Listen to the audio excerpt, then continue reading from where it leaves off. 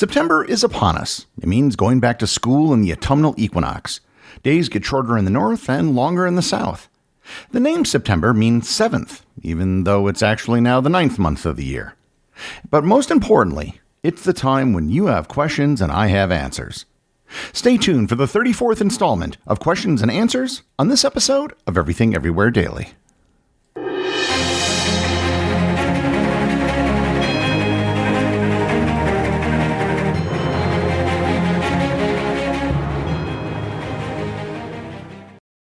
This episode is sponsored by Fiji Water.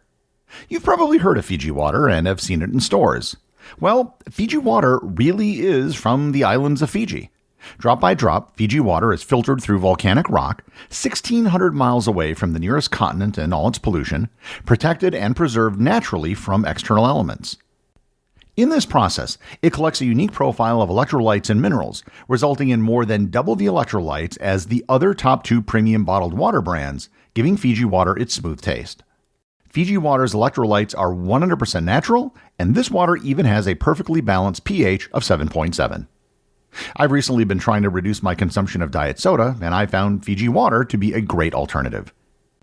Visit your local retailer to pick up some Fiji Water today for your next backyard party, beach day, hike, or even your home office.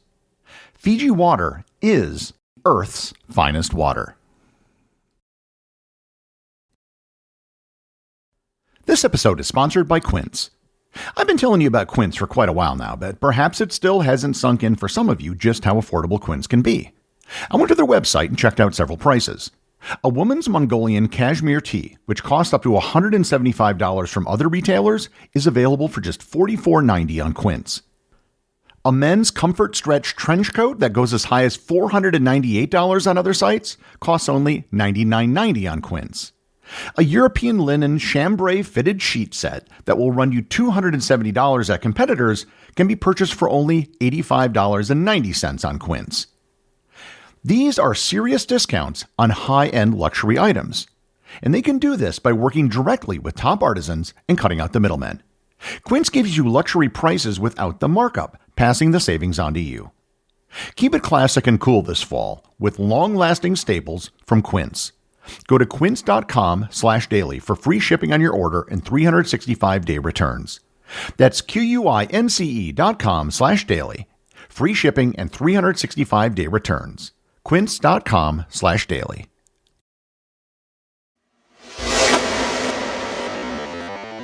Let's jump right into the first question, and I'm going to start off by addressing a question that many of you asked. So I'm just going to answer you all at once collectively. You asked what my thoughts were on the recent Micah Parsons trade. And for those of you who do not follow the NFL or perhaps live in a country that doesn't have American football, let me briefly explain what happened. The Dallas Cowboys traded their star defensive end, Micah Parsons, to the Green Bay Packers in exchange for 2 first-round draft picks in 2026 and 2027, along with longtime Packer defensive tackle Kenny Clark. Parsons subsequently signed the largest non-quarterback contract in NFL history for 4 years. To put it bluntly, this is huge. This is easily the biggest trade in Packer history. I asked several longtime Packer fans I know what first came to mind when they heard the news, and every single one of them said the exact same thing: Reggie White. In 1993, Reggie signed as a free agent with the Green Bay Packers and was a huge part of their Super Bowl championship in 1997. Reggie was the best defensive player in the league at the time and went on to win the Defensive Player of the Year award with the Packers. The other player that came to mind was Charles Woodson. He signed with the Packers in 2006 and helped Green Bay win a Super Bowl as well, and also won a Defensive Player of the Year award with the Packers. Micah Parsons is arguably the top defensive player in the NFL right now, and if he's not, he is most certainly in the top 3. He is in the prime of his career, and absent injuries, he is poised to have his peak seasons with the Packers. So far, he is on a trajectory to become a member of the Hall of Fame. Teams almost never, ever trade such players at this point in their career. Moreover, the Packers got him for a steal. Kenny Clark had a great career with the Packers, but he's 30 and had his worst season last year. 2 first-round picks won't mean much given that they almost certainly are going to be picks in the mid to high 20s, which are nearly second-round picks at that point. Micah Parsons perfectly fills the biggest hole in the Packers roster and does so in the absolute best way possible. I've been watching a lot of videos about the trade over the last few days, and the reaction to the trade has been almost unanimous that this is one of the worst trades in history for the Cowboys. Time will tell the real impact of the trade, but we'll have an idea in week 1 when the Packers play the Lions. I don't think they're a shoo-in to win the Super Bowl this year, but I do think their odds went up considerably. Jordan from the Discord server asks, I've been slowly making my way through old episodes, trying to join the Completionist Club, and in May of 2021, you mentioned approaching 500,000 downloads. How many are you up to now, or are there any other listenership statistics that you can share? Well, yes, Jordan. In fact, I just posted about it on my personal Facebook profile and on my Instagram account. But the show just passed 50 million downloads. Assuming that each episode is on average 12 minutes long, that means that there has been a total of 1,141 years of content which has been downloaded. If you took all 50 million downloads and played them all one after another at normal speed, you would have had to have started in the year 884 to have finished them today. Every month, the show currently gets approximately 1.5 million downloads, which is about 35 years worth of content. Assuming there is no growth in the show, which I hope isn't the case, that means in just about 2 years, you would have had to have started around the year 1. Jesus Chan asks, Hi Gary, greetings from South Texas. After hearing your recent episode on Francisco Macias Naguma, and based on current events, I am struck by how many times in history people have followed leaders who turned out to be disastrous dictators. Why do humans continue to follow such figures despite so many examples of the harm they cause? Is it human psychology, social pressure, or something else at play? I don't want to believe that people are really that foolish, but it seems hard to explain. Well, Jesus, most people are not following dictators. They are stuck with dictators. The path in which dictators can come to power can be different. Some are popularly elected and then become corrupt over time.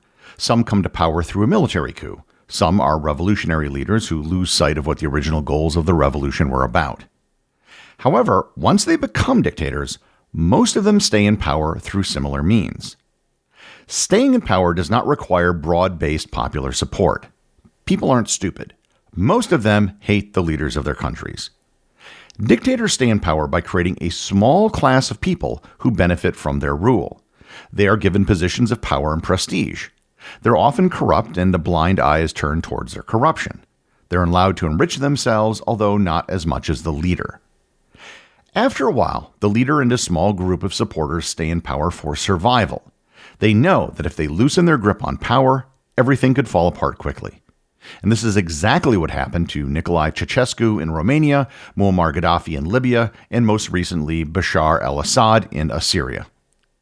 One of the things that often brings down a regime is that the dictator threatens someone close to them in their inner circle, and that is what happened in Equatorial Guinea. When dictatorships fall, they often collapse quickly, either through a popular uprising or a military coup. All it takes is a general who thinks that he's going to get put up against a firing squad and decides to take action first. Richard Short asks, when did prehistory end and history begin? Well, this is a relatively straightforward question to answer. History began with the invention of writing and the recording of history. Before recorded history, most of what we know is inferred from archaeological evidence. We might know generally how someone lived, but we don't know their names or even what a people might have called themselves. So the answer is writing. Alex Borelli asks, what's a place you visited that you've discovered doesn't match the popular perception of being dangerous, unfriendly people, etc.? Well, Alex, there are a lot of places that fit this bill. What most people know about a place comes from the news, and the only thing the news reports on is bad news. Most people don't realize that life goes on in most places, and the day-to-day reality for most people isn't the worst thing that they see on TV. The further away people get from a place, the less they know about it, and the more they tend to paint with a broad brush. I remember when there was an Ebola outbreak in Sierra Leone, and people were canceling vacations to Cape Town because they both happen to be in Africa. Sierra Leone is actually closer to London than it is to Cape Town, but people don't bother to see with that level of nuance. They just lump all of Africa together. Many countries with high murder rates like Honduras actually just have high murder rates in one city, and even then, just some neighborhoods of that one city. The rest of the country doesn't reflect this high crime rate. We don't paint with such a broad brush the more we know about a place. If you live in a big city, you probably know that there are neighborhoods you shouldn't go to, even if they happen to be near where you live. Richard Cruz asks, what are some science fiction themes that are now considered engineering challenges versus theoretical ones? What is the concept of an engineering challenge in this context? Well, Richard, an engineering challenge is a problem where we devise a way to accomplish something even if it is enormously difficult or expensive. For example, could we send a manned mission to Mars? We probably do have the technology to do this right now. A great deal of thought has been given to the problem, and we've sent numerous robots to the planet. Sending humans would be an engineering challenge. Sending a probe to the closest star would be a significantly more challenging engineering task. You'd probably need a brand new type of propulsion, such as a nuclear rocket or a solar sail. We've never used these methods of propulsion before, but we have an idea of how they could work. We'd also need to figure out how to send messages back to Earth. Something like Star Trek teleportation or traveling via wormholes has only the vaguest theoretical explanations. We aren't really even sure that it's possible, especially at large scales. We would have no idea even where to begin with a project like this. We're now past the days of early space exploration. What SpaceX and other companies are now doing is just trying to reduce costs. It's working on perfecting the engineering, no longer trying to prove the validity of space flight in theory. Kelly Kearns Brockington asks, in your travels, is there any place you went where you got sick, either from food or the weather? Yeah, I got really bad food poisoning when I was in Kuala Lumpur, and I think I got it at a Kenny Rogers Roasters. Beyond that, I've been pretty fortunate. I avoided getting sick for the most part. My theory is that constant exposure to new microbes in different places strengthened my immune system. I think I'd be more liable to get sick today if I were to travel than I was 10 years ago. Kristen Butlap asks, this is selfish, but I'm getting to explore Wisconsin a bit in October. If you could go anywhere else, besides McFleshman's, it's on the list, where would you go? I've only been to Milwaukee and will be leaving from there. Well, the state has different regions. In the south, it's a lot of prairie. I would recommend visiting Frank Lloyd Wright's studio at Taliesin. In the southwest, along the Mississippi River, is an area known as the Driftless region. It has lots of beautiful bluffs, and there's been talk of making it a national park, but I doubt if that will ever happen. Door County, which is the thumb on the eastern side of the state, is the most visited area. It shouldn't be too bad in October, and you should have great color in the trees. I'd also recommend going up north and visiting the North Woods. There are thousands of lakes up there, and it's mostly coniferous forest. I'd go all the way north and try to visit Apostle Island's National Lakeshore in Lake Superior. Robert Casey asks, you seem to do a lot of episodes that involve Roman history. Do you have any special interest in Roman history? Is this something that you've studied? What book would you recommend as a good short history of Rome that's also enjoyable to read? Well, Robert, there are several reasons for doing episodes on Roman history. Rome had an outsized impact on the development of the Western world, and perhaps more importantly, we simply know more about it than other ancient cultures. Even though the vast majority of what was written in ancient Rome is gone, what survived has given us a rich history of the period, more so than any other culture. We have Caesar's commentaries, which are perhaps the oldest and most complete first-person accounts of a leader in the ancient world. My knowledge of Roman history came from my own independent reading. If you're interested, a good place to start would be Mary Beard's 2015 book, SPQR, A History of Ancient Rome. However, there are many, many books going back hundreds of years, including translations of original texts that you can read, most of which are online for free. Edward Gibbon's The History of the Decline and Fall of the Roman Empire, which was published in the late 18th century, is in the public domain, and you can get a print version cheap on Amazon. The final question comes from Kevin O'Keefe, who asks, how should we be educating our students today to prepare them for a future where a machine will write for them and think for them? This is a seismic shift that our society hasn't figured out yet. Yet there have been technical advances like the simple calculator where we did not need to do long division ourselves. But when you take away the rigor of thinking for yourself and allow a machine to do that for you, how prepared will our children be for the future? Well, I think that the jury on AI is still out. To be sure, it can do some incredible things. But lately I've been hearing a lot of where do we go from here talk surrounding it. That being said, regardless of where it takes us, there is going to be a lot of disruption, and some of it is already happening. I actually have a lot to say on the subject of AI and learning, and I'm actually working on a book on the future of learning, but don't anyone hold your breath, it'll take a while to finish and publish. What you've probably heard of AI and learning so far has been students giving an assignment to a large language model and then having it complete the assignment or write a full paper. Clearly, this makes no sense, and nobody is learning anything. To prevent this from happening in the future, we are going to have to change how we teach. Our current educational system is not designed to teach children in the best way possible. It's designed to teach children at scale. It isn't for teaching one person, it is for teaching hundreds or thousands of people. Many of the things that we think of as staples of the educational system, such as written tests and papers, are all things that can be evaluated and graded en masse. I think that there is enormous potential for AI to actually be the teacher, or more accurately, the tutor. One-on-one instruction has proven to be, hands down, the best way for people to learn.